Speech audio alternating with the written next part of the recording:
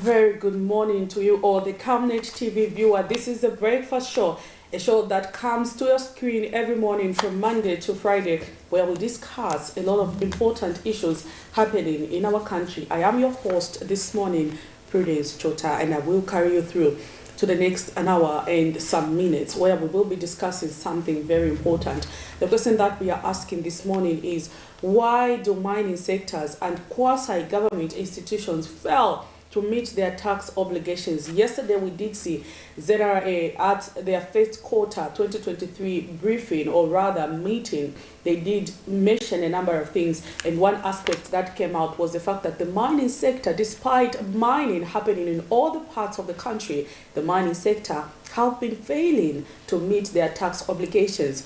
Quasi-government institutions were also culprits to this aspect, and the Zambia Revenue Authority is not relieving the much-needed resources from these sectors because those tasked with the responsibility to do so are not remitting what they are supposed to. So that is one of the stories that made headline in our news yesterday, and this is a question that we are asking you, the viewer. Why do you think these mining sectors and quasi-government institutions are failing to meet their tax obligation? But before we go to that and other stories that made headline that we will be zooming in later on in the program, let us hear what the doctor has for us on the Doctor's Corner.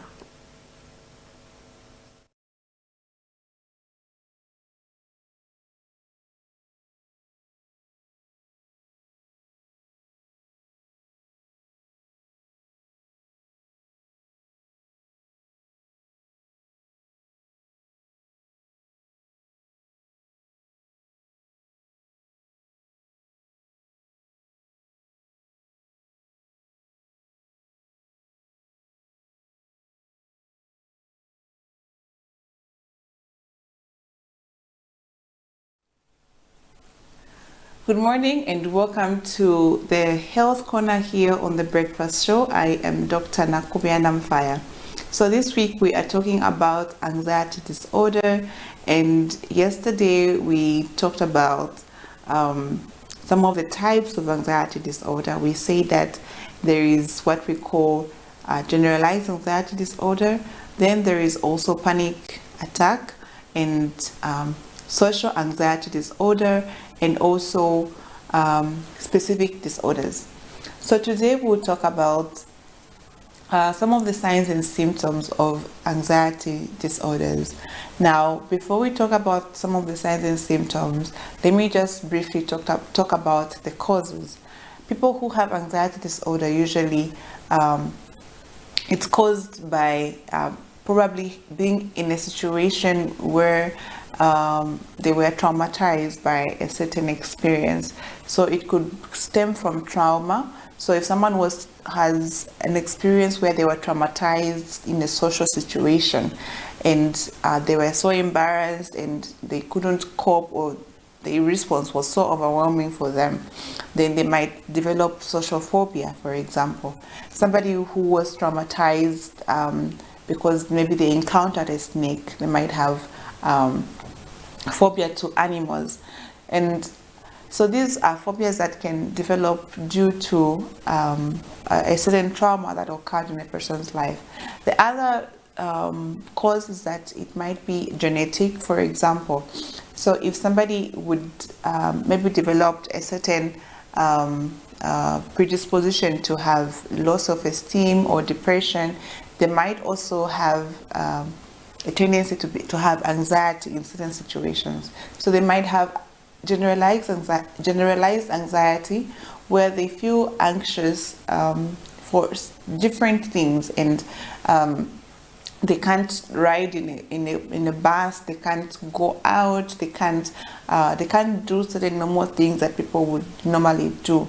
They're afraid of being married, they're afraid of having children, they're afraid of owning a dog. So those are generalized anxieties, and these people would not only have one specific a fear or a phobia, but they would have a number of things that would affect them. So they could possibly have inherited a gene that could have caused them to have such behaviors.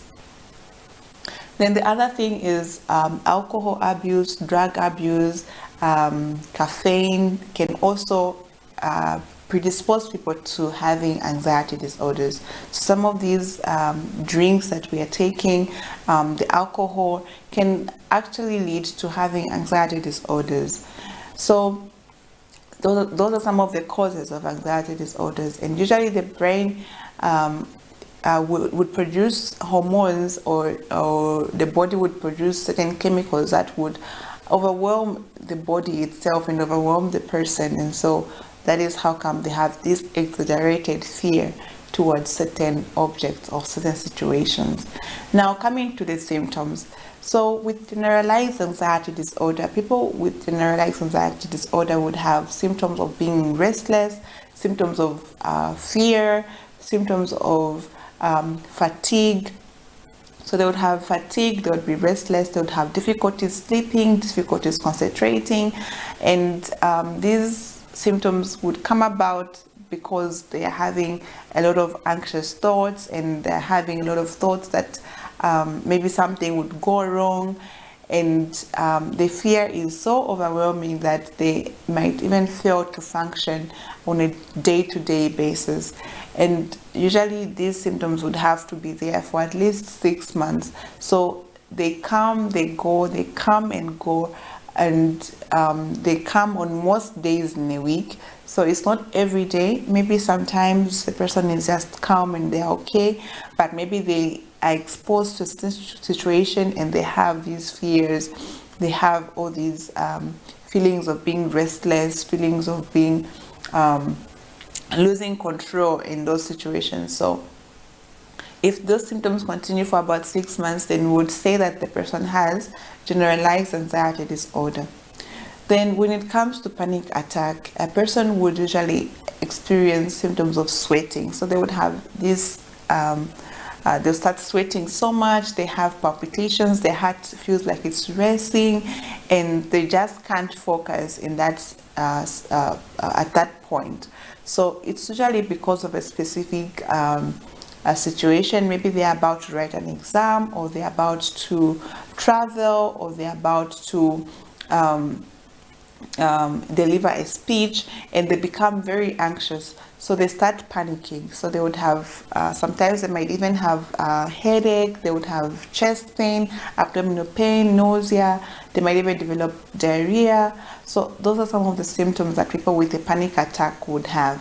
And these panic attacks can sometimes mimic a heart attack. So some patients would even think they are experiencing a heart attack because maybe they're having chest pain and they're having all these palpitations. But when you go to the hospital, they would most likely test you to see if you had any cardiac or heart problem, but there would be nothing. And the only way we can, the only thing that would make sense is that the person was having a panic attack in that situation.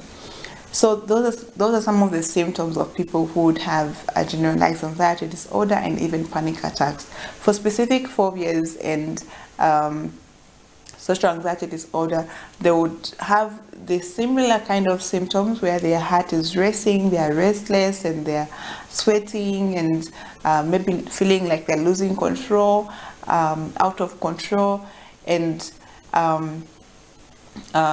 in those situations, so depending on the type of phobia it is, they would experience these symptoms. Depending on whether it's a social phobia or phobia for animals, they would experience those symptoms.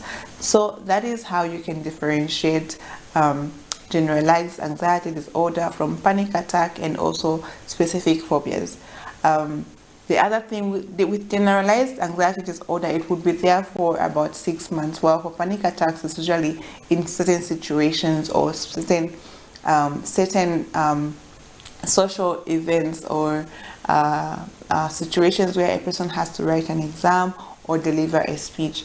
With social phobia, it would be people who are about to attend an event, a wedding, a function, a party, and they become so afraid of meeting people or afraid of being embarrassed or being ridiculed in those situations.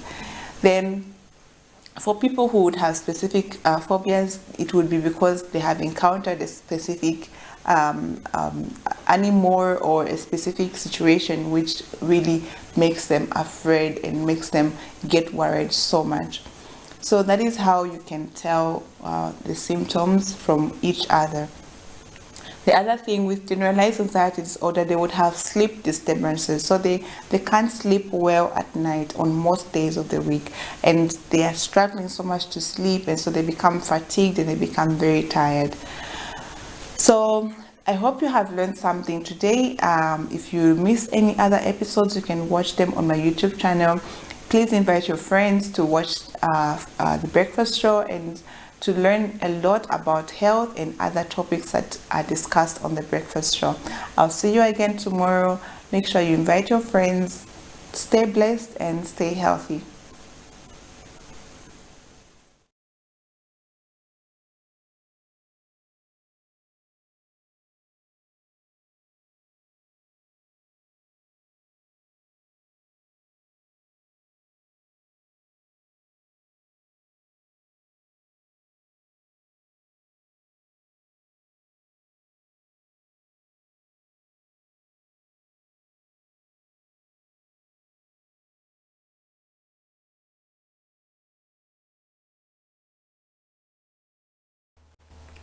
There you have it. That was Dr. Bufayo, and she was discussing the causes of anxiety disorder. At one point in life, we all go through this particular disorder, and how you come out of it is very important.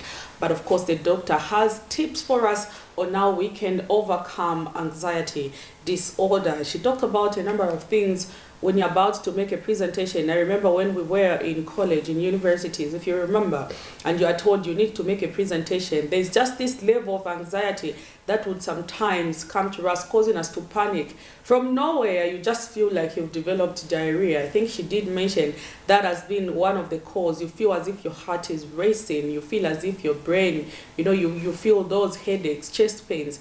All those might be attributed or might be the signs that you're having anxiety disorder. So Dr. Bufayo there also has a YouTube channel. If you want to get more information about the things that she talks about on The Breakfast Show, you can visit our YouTube channel also to just see some of the videos you missed in the past. She discussed a number of important aspects when it comes to health. Sometimes we don't even realize we are having a particular problem until you hear the doctor talk about it.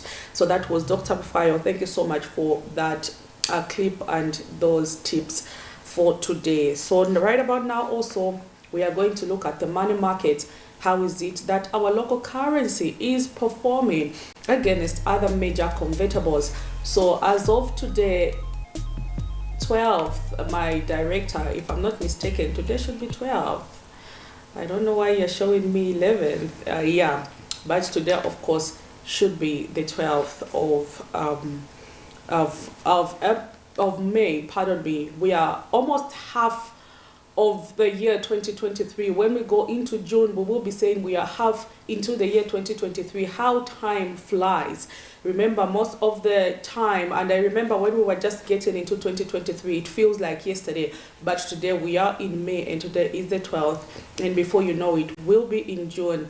It will be in the middle of the year. So those goals that you set for yourself for the year 2023, how far have you gone in achieving them? Every year when a year comes, maybe just a tip and an advice, ensure that you write down the goals of the things that you want to achieve so that you can have a direction even as time moves by, because it's very difficult to live without knowing what is it that you really want to achieve. Ask Bill Gates.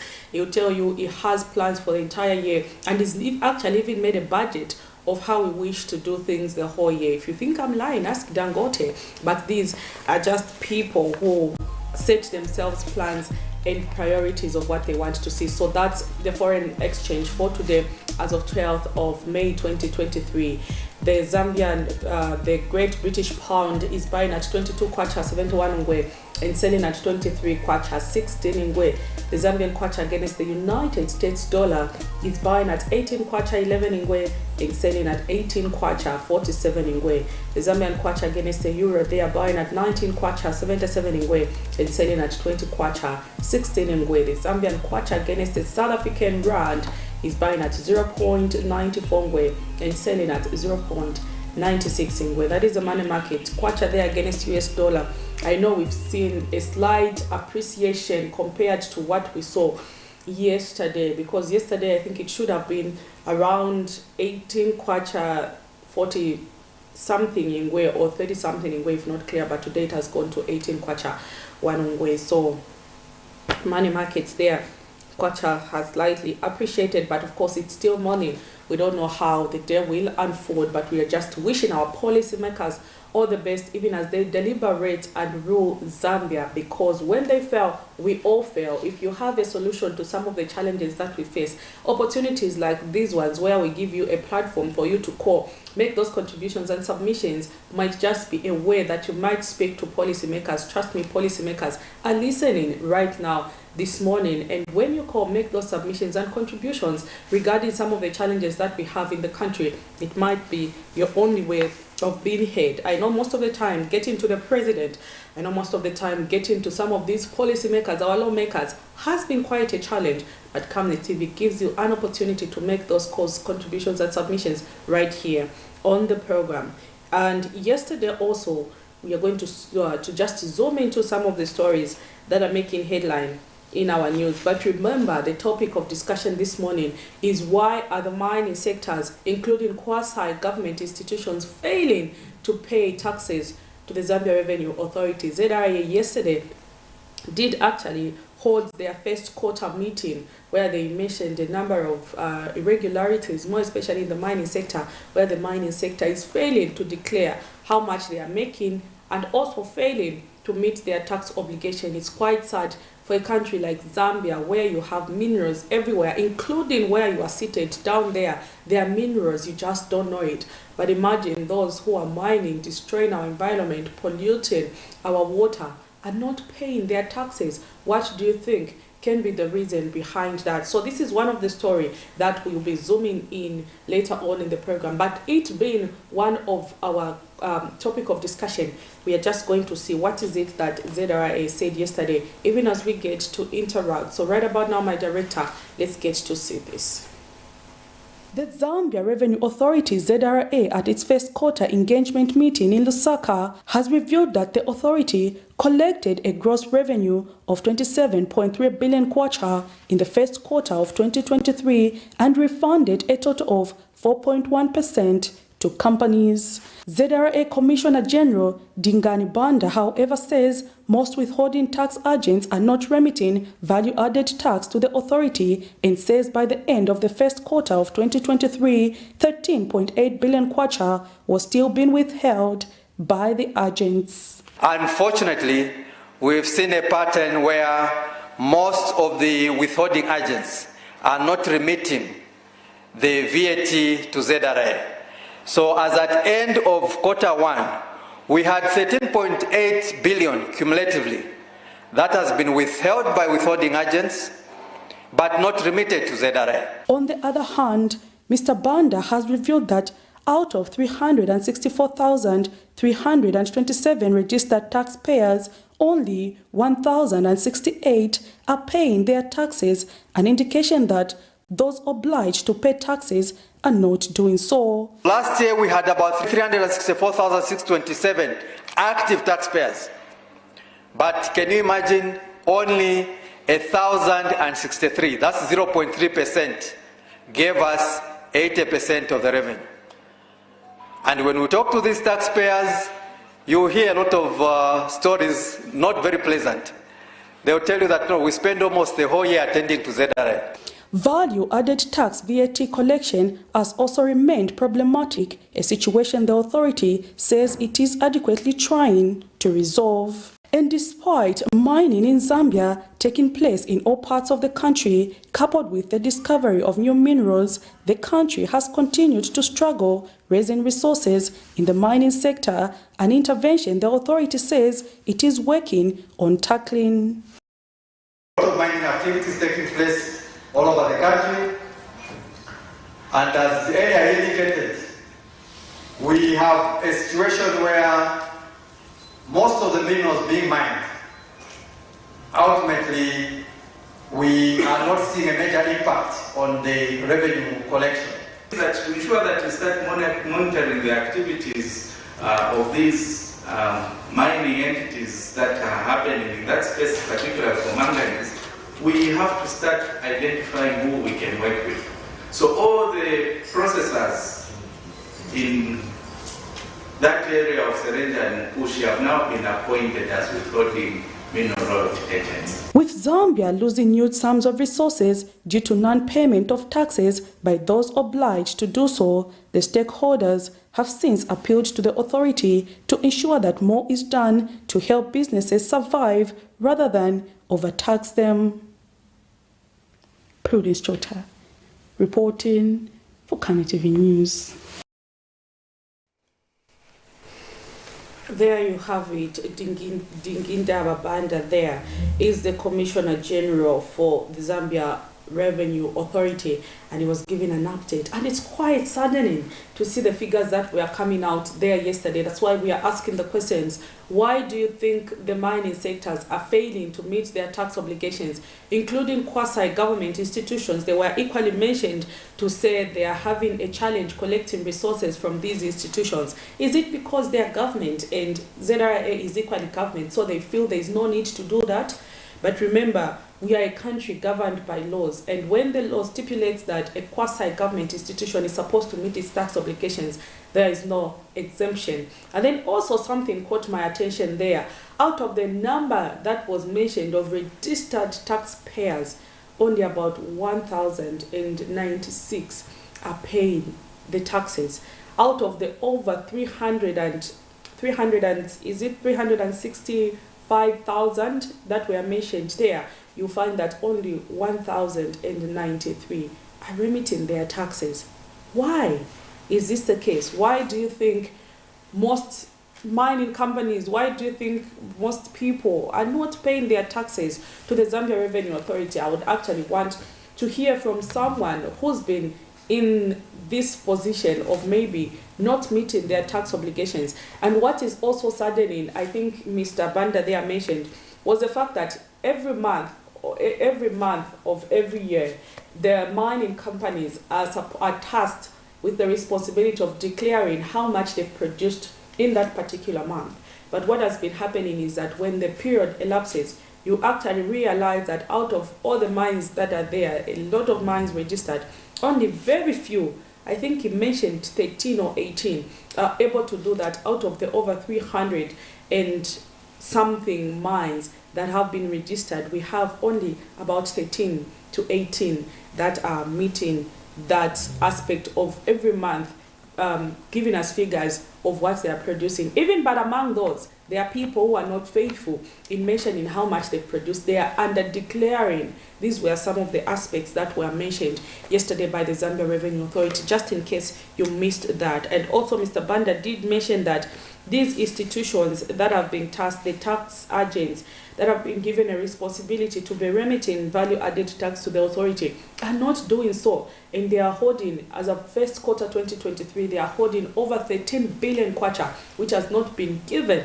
to Zambia Revenue Authority. Remember, this is the money that we use to finance our budget. When we budget on how we are going to spend the whole year, we do put a certain figure of what will come from the Zambia Revenue Authority. And if ZRA does not collect the much needed resources, we cannot implement our budget. Also, the fact that the IMF has not released the 188 million United States dollars that they are supposed to give Zambia as part of that resources, as part of the resource that was given to Zambia for, you know, being on the program, for getting on the program. There is that 1.4 billion that was given, and it was agreed that that money will be given in installments.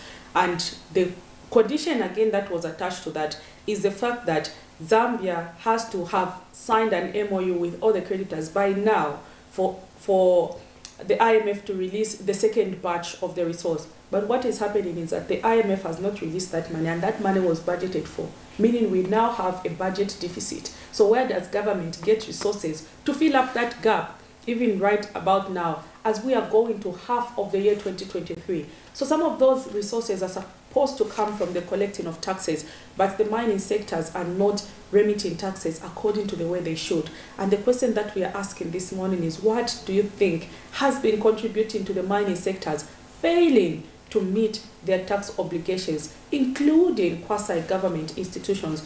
If you're wondering what quasi-government institutions might mean, these are institutions such as ZESCO. ZESCO is a quasi-government institution, and it also has a responsibility of ensuring that it remits its tax to government. Talk about institutions such as ZESCO. They also have that obligation as ZNBC. These are quasi-government institutions. We have ZDA. All these are quasi-government institutions that are tasked with the responsibility of paying taxes to the government, but of course they are not doing so. So the question that we are asking is, why do you think this has been the case? Then also in the news yesterday, we did air a story in which the cost of living for a family of 5, as measured by the Basic Needs and Nutrition Basket for the month of April 2023, has increased by 109 kwacha, according to the Jesuit Center for Theological Reflection, JCTR. So JCTR Social and Economic Development Programs Manager Muchimba Siamachoka says the basket increased to 9,112 kwacha from 9,003 kwacha recorded in March 2023. Ms. Siamachoka has attributed the upward movement in the basket to price increase in food items such as onion, fruits, and 5 kilograms of chicken. And the center has since advised government to ensure that the 2024 national budget must allow for cushioning interventions amidst the high cost of living. So what Mrs. Siamachoma here is trying to say is that onion, fruits, and chicken has contributed to the rise in the price of the basic need and nutrition basket. But when we talk about the basic needs and nutrition basket, what does it mean? Just a little bit explaining. For a family of 5, so this is how they measure what a family spends in a month, and this is a family of 5. But if the family is above that, it means they spend more than this. So they are saying for a family to survive, where you have to pay rent here in Lusaka, so they've used Lusaka as an example, but each province has its own figure which they give, but Lusaka so far has the highest. But remember, it is also the highest contributor to the country's inflation rate. That's why we use Lusaka to make reference so much. So for a family of 5 in Lusaka to survive in a month, they need 900, and this 9,100 kwacha for them to survive in a month. That will include paying rent, paying bills. You need to pay for ZESCO, you need to pay for water, you need to pay for other things like beans. You also need to buy food. So they've calculated to say, in a month, a family of 5, each member will need to feed about this. So for a family of 5, it will take us to this amount. So when they put that together, that is what they call the basic need and nutrition basket. When you talk about nutrition basket, it is a basket that meets all the nutrients that a human being requires for that particular month. So as it stands, for a family of 5 in Lusaka, for you to survive in a month, you need about 9,000. But look at what most of us are getting in the country. This is way above the country's earnings, because majority of people are earning between maybe 3,000 to 6,000 or 8,000. But you find that in a month, you need about 9,000 for a family of 5 to survive. For those maybe who are 2 or 3, you need less than that. But usually we use a family of 5. So that's what we call a nutrition basket that the JCTR uses to measure. So they are saying it has increased by about 109 kwacha for this particular month, compared to last month where it was just about 9,000. Then we saw a reduction, but the basket has also gone up. Remember, also in April, we did see the country's inflation rate go to a double digit. For the first time in over 9 months, we've started going upwards. It means things are not in our favor. But before I preempt myself, we are going to zoom into that particular story that made headline, and let's keep conversating. Amidst an increase in the country's inflation rate for the month of April 2023, coupled with an increase in the prices of some food items such as a 4 kg of onion, 14 kg of fruits, and 5 kg of chicken, the Jesuit Center for Theological Reflection Food and Nutrition Basket for a family of 5 in Lusaka has increased by 109 kwacha, 0.39 ngwe. JCT Ara, Social and Economic Development Programs Manager Muchimas Yamachoka says the basket increased to 9,112 kwacha, 0.6 ngwe from 9,003 kwacha, 0.21 ngwe recorded in March this year. The cost of living for a family of 5, as measured by the Jesuit Center for Theological Reflection, JCTR, Basic Needs and Nutrition Basket, in the month of April 2023 in Lusaka, stood at 9,112 kwacha, 0.6 ngwe. This represents an increase of approximately 100 kwacha as compared to the basket in March. The basket's upward movement can be attributed to price increases in food items such as 4 kilograms of onion, 14 kilograms of other fruits, and 5 kilograms of chicken, among others. Ms. Yamachoka also says several improvements have been recognized over time, especially through the budget currently under implementation. Several improvements have been recognized over time, especially through the budget currently under implementation, the 2023 national budget. Some examples include the adoption of a higher non-taxable threshold of 4,800 kwacha on the pay-as-you-earn initiative, greater social protection allocations, as well as enhanced education and health allocations. She, however, says the center takes the preparation of the 2024 national budget and its subsequent implementation as an opportunity to encourage and urge the government to promote structural equality. Informed by these challenges, JCTR takes the preparation of the 2024 national budget and its subsequent implementation as an opportunity to encourage government and urge the promotion of structural equality. The national average basket is currently standing at 6,629 kwacha, 9 ngwe, which is significantly higher than the national average monthly income of 4,215 kwacha, meaning the government still has more to do to ensure that it tackles the high cost of living, which is way above the monthly income of majority of Zambian citizens. Prudence Chota, reporting for Camnet TV News. There you have it. That was the Jesuit Center for Theological Reflection.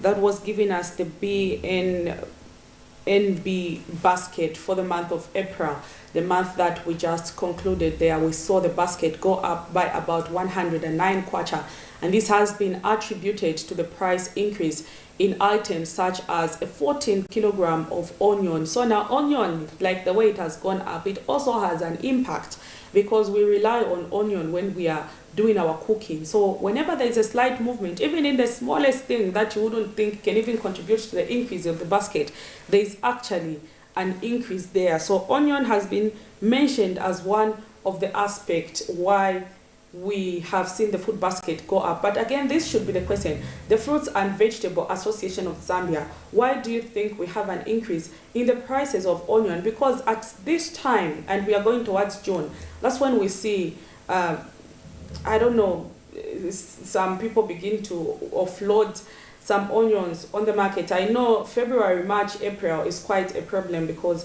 during that time we literally have nothing. But as we go towards June, things begin to stabilize and normalize. And then also I know most of the time June is when people begin to plant their onion. But the question is, maybe we want to find out, why have we seen this slight increase in the price of onion in the country? And remember that government has also banned the import of onion from outside to ensure that we grow our own here in Zambia, and also encourage farmers to grow more, because if we are allowing import, our local farmers will not have anywhere to sell their commodity. So remember, government 2 years ago did impose a ban on the import of onion, and farmers out there have been encouraged to ensure that you venture into the production of onion. So look at this, the price of onion has gone up and it is affecting the food basket. Other things that were mentioned are fruits. and of course a 5 kilogram of chicken. We would also want to know why is it that chicken prices have begun to escalate. Can this be attributed to the fact that we did not have enough mini meal in the country? You know, when you don't have enough maize, even the feed that they used to make for the chicken come from maize. So when you have no maize in circulation, you have a problem in producing feed for the chicken. So maybe this might also be a contributing factor to the why the prices of chicken have also increased. So what the center is now advising the government is to ensure that the 2024 national budget allows for cushioning interventions amidst the high cost of living. And if you are a Zambian citizen, you don't know how this works, you also have a duty to participate in the formulation of the national budget. So as we are speaking right now, the 2024 national budget is being formulated. That's why in your area, identify where the ward development committee is, and ensure that when these ward development committees are meeting, you are also there seated in the meeting and giving your voice, because the Minister of Finance, Dr. Stombeko Msokotwane, will react according to what they will be told the people on the ground want. So for example, if you sit in the YDC, Ward Development Committee meeting, where you make submissions, okay, in our area next year we want to see this, we want to see this. So the Ward Development Committee will get those submissions that you make, and they'll submit them to the right people with the information. Those right people sometimes can be your policymakers or your lawmakers. When they sit, they'll say, when we went on the ground, our people said they want to see this and this and this. So when you're making a budget as government, you need to, in Kawata, you need to look at A, B, C, D, E, F, G. So when the finance minister is now coming up with that budget, they will look at what is it that was submitted from the people on the ground. But what has been happening is people do not participate in the formulation of the budget. They don't even know in which period the budget is formulated. And they don't even know how you can be a part of it. That's why now, because you don't participate, you leave it to the policymakers to do it on your behalf, which they might not understand what you're going through because they don't stay in your area. Dr. Msokotwane probably is staying in a high residential area. How would you make a budget for you who's staying in Kadingadinga or in Shangombo or wherever you are? So it is important for us to participate in the formulation of the budget. So right now, as we are speaking, the formulation is ongoing. Ask in your area, where is the Ward Development Committee? When are they meeting? Because when the Ward Development Committees meet, that's when people make submissions of what they want to see. And those submissions are now taken to the Minister of Finance, who will say, okay, this particular area is in need of this. So as we formulate the budget, let's consider increasing maybe funding for the health sector, let's increase funding for the education sector, because they've seen there is a need. But if people do not come out and give those aspects, it's going to be difficult for the budget to trigger down to the people. That's why most of the time you find that people's needs are not being met, because of course the people did not tell us what they want to see. So the JCTRC is encouraged that the 2024 national budget must allow for the cushioning interventions of the high cost of living. So for them, they've made a proposal, which of course they will submit to the government, and we hope to see how the 2024 national budget will go. But remember, when we go to June, the formulation process would have already been concluded. So it's now or never. Go and look for the Ward Development Committee in your area. Tell them the lady on Camnet TV said there is a process of budget formulation. We want to add our voice, and that way you will be contributing to the development of the country. Then also, we know the biggest elephant which is in the room. We did see a circular on social media that was indicating that the state has withdrawn security from the residence of the former head of state, former President Edgar Lungu. And then we did see also a group of PF supporters sleep at the residence of the former head of state. That was yesterday night. They spent a night there, saying they are offering the president the security, which the state has withdrawn. But when we did speak to the Zambia Police Deputy Spokesperson, Mr. Danny Mwale, he said the information that the Zambia Police has withdrawn excess police security from the house of the Zambian 60th Republican President Edgar Lungu was leaked, adding that it is, however, true. In an interview, Mr. Mwale says excess police officers at the house of the former president were recalled in 2022 awaiting deployment, which he says has now been done. The deputy police spokesperson explains that what was being done is within the confines of the law, as the extra police officers have been redeployed to other duties. So remember, when the 60th Republican president was in office, he did have quite a number of security guards, but now he is no longer in power, and he has less activities when it comes to doing those duties. So they had to withdraw part of the security that was there, and of course the other security officers are still there. So we also, as Camnet TV, did visit the residence of former head of state just to see if indeed security was withdrawn. And what we found on the ground was that security officers were still there. We don't know about today, but I can assure you that security officers were still at his residence. So let us also zoom into this story that made headline in our news yesterday.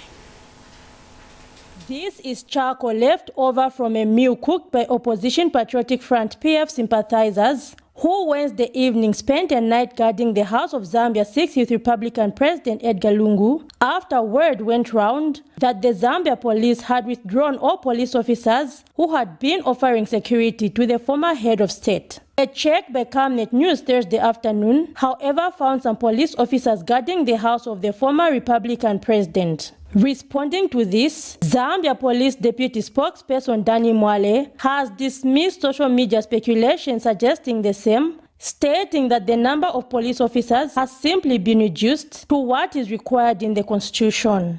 He adds that the information was also leaked, as it was internal information to the excess police officers where they were being directed to withdraw as they had been redeployed. Those officers we have withdrawn, we had called them last year. We had recalled them last year so that we deploy them to other police duties. But because of our own reasons, we had left them there until now. So that message that you saw, it leaked to the public, but it's true. It's our message. People have misunderstood it, but it's our message. We have just withdrawn excess manpower. If he's entitled to 10, for example, we can't keep 20 people there. No. Members of the public should get this clear. If you are entitled to 30, we can't keep 50 people there. I'm just giving an example. The number that is entitled to is still there. Members of the public should know. Meanwhile, Southern African Center for the Constructive Resolutions of Disputes SACOD Executive Director Boniface Chembe says the withdrawal is ill-timed considering the recent fracas at the house of the former head of state, where his wife was implicated in an alleged theft of vehicles. Suffice to say that there are law enforcers, and yes, they can proceed to enforce the law, but the manner in which the law is enforced should be done, especially when you look at the individuals to whom they are enforcing the law in a manner that does not breed tension or divisions in the nation. What we want to say from SACOD on this issue is that equally we need to ensure that mutual respect prevails in this country. The Zambia Police Service deserves respect from members of the public or indeed any political party, just like members of the public deserve respect from the Zambia Police Service. Going forward, we would want to recommend that there is need for the Zambia Police Service to be able to sit down with the opposition political parties so that the issue of mutual respect is made clear and we avoid a kind of situation whereby people feel disrespected. The SACOD Executive Director has called for a sober approach on matters pertaining to the former head of state to safeguard peace in the country. Zipporah Mshala, Camnet News, Lusaka. There you have it. That was the story that we did carry in our news yesterday, where the Zambia Police Deputy Spokesperson, Mr. Danny Mwale, says the information that the Zambia Police Service was withdrawn from the former head of state was just leaked information. That information was directly meant for the officers who were guarding the president that time. But of course, they had to reduce the number of officers guarding the former president because that is what the law stipulates. You know, I'm just laughing in the background with my colleague. The question again that we should be asking, it's actually interesting to know that the former head of state has people guarding him, but we did see an individual break in his home and steal 2 TV sets. How did they manage to bypass security and enter the house of the former president and move away with, and get away, pardon me, with 2 television sets when it's not easy to move away with those items? Remember, these are big television sets. You can't just enter there and dig a hole on the ground and have them transported to another area. It's not possible for you to remove something as big as a television set. There needs to be coordination, and of course you need a proper way of having those items out of the property. So there was state security, but the head of state residence was broken into, and those thieves walked away with 2 television sets. How is that possible? How did that happen? Maybe that's a story for another day, but it is interesting to know that the head of state, the former head of state, had all this security, and people did actually manage to raid his residence and walk away with 2 television sets. I think we need to ask those questions. Police need to explain how that was done, and we need to know those who were behind this. Are they also part of the officers, and who are they really? I know information came out that it is part of the cadres who were actually visiting his place, but how did they manage to have access to his premises when there are about 7 to 8 police officers mounting his place? Does that also symbolize that security that is at the former head of state residence is not enough? We need to man up security, because Mr. Mwale there was saying they withdrew excessive security that he had when he just left State House, because he's no longer having to do a lot of activities. So they just reduced the number, but not that they withdrew security. But the question again that we should ask is, because of what happened where people broke in his house and stole, does that mean the president is not secured and we need more security at his residence? Maybe these are the questions that we should be asking, because despite having about 8 security officers from the Zambian police with AK-47s, the thieves did manage to enter the house of the former head of state and steal 2 television sets. Just a school of thought there. I think we need police to explain how did that happen, if at all security was there. Or maybe the question that we should be asking, do you think there is need to increase security at the former head of state resident, considering that despite having about 8 police officers at his residence, they still managed to enter his house? Imagine what could have happened maybe if the head of state was in his living room alone, and then these thugs break into the house. I think our former president is a statesman. He did work for this country, and he served the people of Zambia for 6 years, and he deserves security. I don't know, that's just my thought. Is security enough, or we need more security at the residence of the former president? Maybe that story and others. We are going to take a short break, and when we come back, we will continue with zooming in some of the stories that made headline in our news yesterday. We are reminding you of the activities that are happening in our country. Remember, we zoomed in a story concerning ZRA, where they mentioned that the mining sectors, quasi-government institutions, and some companies are not paying taxes to the government. And the question that we are asking you, this question is, why is the mining sector and other quasi-government institutions failing to pay taxes to the Zambia Revenue Authority? Where is the problem here? So you there, our viewer, can call and make those contributions and submissions with regards to that. Then also we did zoom into a story that is showing that the food basket for the month of April has increased by 109 kwacha. We saw the BNNB basket move from 9,000 to about 9,109 kwacha in the month of April. This has been attributed to the increase in the prices of onions, fruits, and a 5 kilogram of chicken. That was a contributing factor. And also, we've zoomed into the story concerning the withdrawal of security at the former president's residence, that is former President Edgar Lungu. The question that we are asking is, do you think the head of state needs a lot of security, considering that also he still had security, but some people managed to have access to his premise and store 2 television sets? Do you think maybe we need to beef up security from what he already has? Because Danny Mwale there, the deputy spokesperson for the police, says they withdrew excessive security, but some security officers are still there. But despite having security officers, we did see people enter his premises and walked away with 2 television sets. So do you think we need to man up more security at the former president's residence. That was also one of the stories that made headline. But before we can proceed, let's take a short breather. We will be back. Stay tuned to Camnet TV. Don't go away.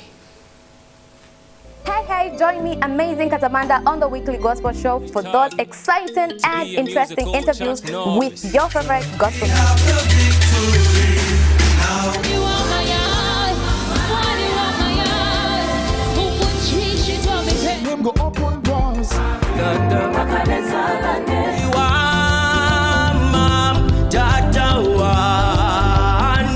Hold on to me when it's too dark to see. You cannot put your power back to Hallelujah.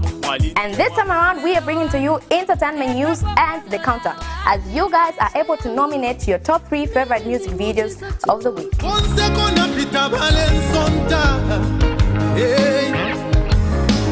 Remember, it's every Saturday at 10:45. You can also catch repeats every Monday at 10 hours. Camnet TV is not just another time.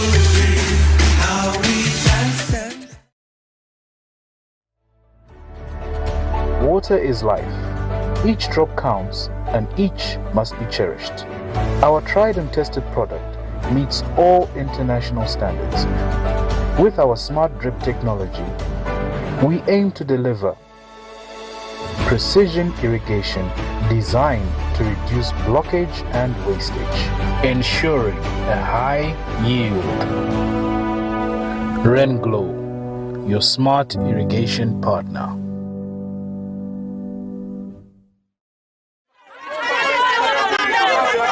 For immediate coverage of any breaking or latest news in Zambia and around the world on Camnet Television, call the numbers on your screen.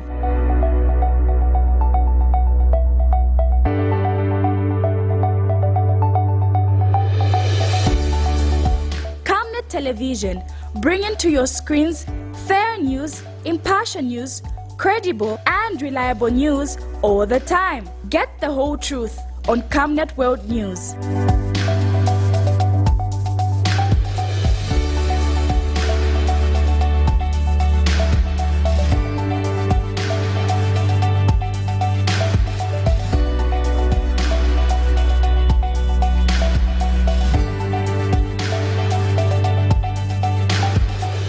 Camnet Television, not just another channel.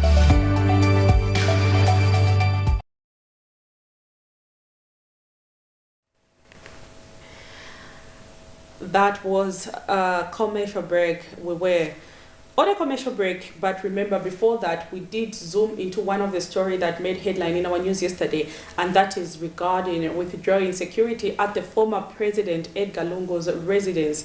So according to police, they've not withdrawn security. It is still there. What they've just done is reduce on security officers because he had excessive security when he was a statesman, but now he still remains a statesman, but now he is no longer performing duty, so he doesn't need a lot of security as was the case when he was the president. That was Danny Mwale yesterday. But also I was joking when I said what happened to the 8 or 7 security officers that are there if at all they could not protect the head of state when some thieves broke into his house and walked away with 2 television sets. How did that actually even happen if at all we had security at the residence? Does that give us a green light that we need actually to beef up security rather than withdrawing security from his residence? I don't know what you think your thought is, but if we had security officers and people still managed to break in his house and steal, it means the security was not enough. So the question we are asking is, do you think we need to beef up security at the former President Edgar Lungu's residence? So that was one of the stories that we carried out in our news yesterday. Then also, Economic and Equity Party leader Chilufya Tayali has been charged and arrested for the offense of seditious intentions. Police deputy spokesperson Danny Mwale has disclosed that the 48-year-old opposition politician was detained yesterday together with his 30-year-old garden boy, identified as Richard Siame, of Kabanana compound.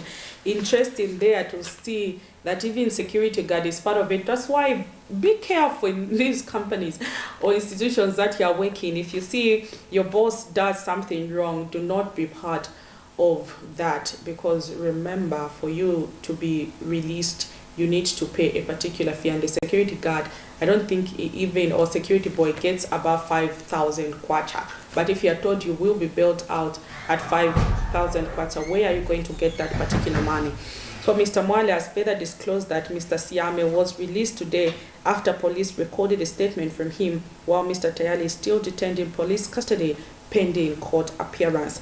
Mr. Tayali has been charged with 1 count of seditious intention contrary to Section 61E and seditious practices contrary to Section 57(1)B of the Penal Code, Chapter 87 of the laws of Zambia. So the equity leader was the day before yesterday, I think that is on Wednesday, summoned by police at 12 hours to appear before Woodlands Police. But what we heard laterwards is that he was arrested, and yesterday the deputy spokesperson for the Zambia Police did confirm that indeed Mr. Tayali has been arrested and charged with the offense of seditious intentions. So let's be careful while we use social media before you find yourself being part of those charged with seditious intentions. Then also some people have argued that the UPND administration is prosecuting opposition political party leaders. Do you agree with that, or there is a limit to how far one can go in terms of offering their checks and balances to the current administration? So Mr. Tayali has spent 2 days in custody in those court wars of the cells in Woodlands, at Woodlands Police, pardon me.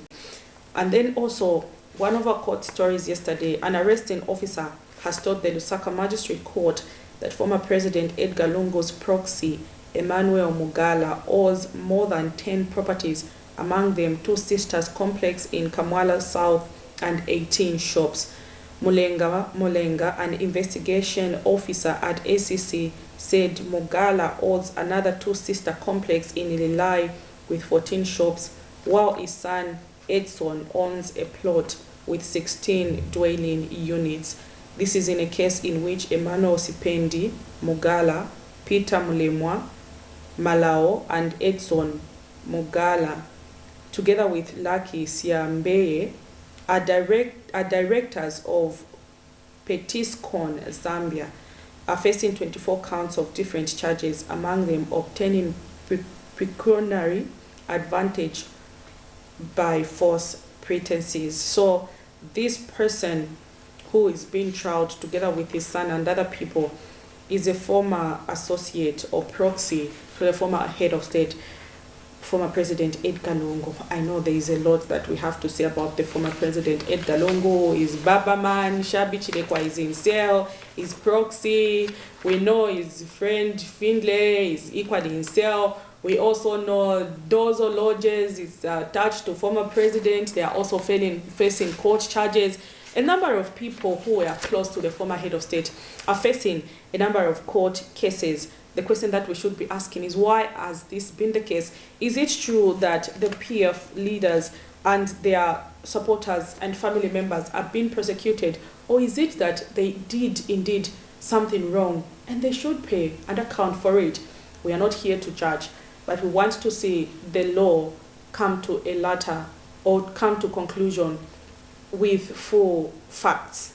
And like, you know, where we've seen most cases where someone is arrested, then later released, or maybe someone has been arrested and the case keeps dragging because the Anti-Corruption Commission do not have enough information to prosecute those people. So this is one of the stories that made headline in our news yesterday. Let's just see what Miriam Kaimba had for us. A state witness has told the specialized fast-track court at the Lusaka's magistrate this morning that former President Edgar Lungu's proxy, Emmanuel Mugala, owns more than 10 properties, among them 2 sisters complex in Kamala South with 18 shops. Thursday, Mulenga, an investigations officer from the Anti-Corruption Commission, took the witness stand to testify against Emmanuel Sipandi Mugala, Peter Mulemwa, Edson Mugala and Lucky Simbe, all directors of Pitscon Zambia. According to the witness testimony, Mugala, the accused in this matter, owns another Two Sisters complex in Nilai area with 14 shops, while his son Edson owns a plot with 16 dwelling units. The witness, who is an arresting officer in this case, further told Lusaka Magistrate Sanford Ngola that a company in which Emmanuel Mugala is a director and shareholder, Pitscon Zambia Limited, was awarded 4 different contracts for the rehabilitation and maintenance of selected feeder roads in Central Province between 2018 and 2021. The arresting officer also informed the court that his investigations revealed that the said construction company dishonestly entered into 4 construction contracts with the Ministry of Local Government, thereby earning an accumulated sum of close to 2 million kwacha. The state have slapped Emmanuel Spandi Mugala, Peter Mlemwa, Edison Mugala and Lucky Simbe with 24 counts of different charges, among them obtaining pecuniary advantage by false pretense, false statement of officials, and being in possession of property suspected of being proceeds of crime. The state have also made an application that in the next session the court should move for a scene visit to view the said property alleged of being proceeds of crime. Miriam Kaimba, reporting for Camnet TV News. There you have it. That was one of the stories that made headline in our news yesterday. Former President Edgar Lungu's proxy, Emmanuel Mugala, is being investigated for various corrupt practices. According to the arresting officer at ACC, this particular person was given a lot of contracts in the government, among them to do, rehabilitation of some feeder roads in Central Province, and he did obtain all that through pecuniary advantage, or rather false pretense. He pretended and obtained those contracts. Even for those who are in the UPND, if you have to get contracts, let it be legit. We don't want, when the UPND leaves office, you should also be facing court cases. Remember, court cases are very expensive.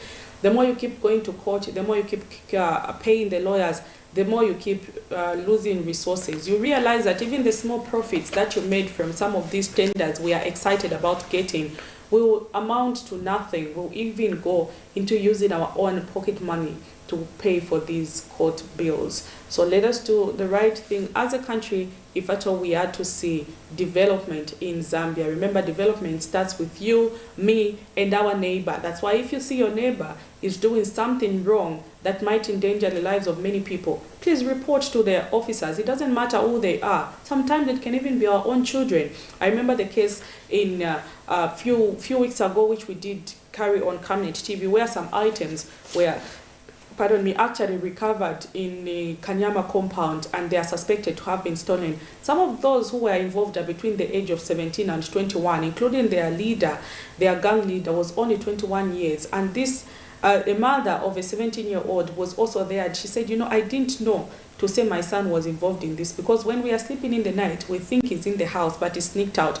But I'm sure for someone to sneak out and come in, the mother might have been hearing, but she didn't think maybe her son might be involved, or maybe she knew, but she did it to protect her son. But remember, when you protect that particular person, you are killing another one. So in order to help them, sometimes these people don't go to, to police or to court for them to spend their life in prison. Sometimes it's just for reformation. People like 17-year-olds, they are still a juvenile. They can be reformed, and they can only be reformed if us parents take up the responsibility of helping our children. So if you see your child is involved in anything that is wrong, please, let's have them reported so that they can be helped. If you keep your child protected, that might be the person who kills the next person. And when they become murderers, there is no turning back. So we can all develop this country if we do the right thing. Let us report where you see there is a dubious transaction taking part here. Don't be involved. Rebuke those who are doing that, and we can make Zambia a better place to live in. Another thing, let us stop vandalizing public properties. We did see a story in State Lodge where over 300 poles have had their solar panels stolen. Honestly speaking, how can we develop as a country when people are vandalizing public property? You know, we keep going back to the same things. A resource that was supposed to be used to pay school fees for that particular orphan will now have to be used to buy back those solar panels that were stolen, so that a majority of community members might be supported. And remember, this is benefiting a lot of people. But what we would have done is we would have killed the person who was supposed to be the next president. And maybe that was the person who was actually supposed to lead Zambia into their promised land. So let's be each other's keeper. Do not vandalize public property. Do not engage in corrupt practices. Do not protect those who are breaking the law. When you protect them, you are also part of those that have committed the offense. If the child you are protecting murders someone, you are also a murderer. So let's be each other's keeper. This is where we have to wrap up the program for today, Friday. This is Friday, where we talk about business. And the question that we are asking this morning is, why is it that the mining sector, including quasi-government institutions, have been failing to meet their tax obligations? According to ZRA, these institutions are not paying taxes. And that's why we were asking what could actually be the problem. So thank you so much for those who accompanied us on the program, for those who are following us on their Facebook page, on our Facebook page, and left us those messages. We appreciate your viewership. Keep watching Camnet TV till Monday, when you will be with Zipporah and Miriam. From me, Prudence Chota. It's bye for now. God bless you.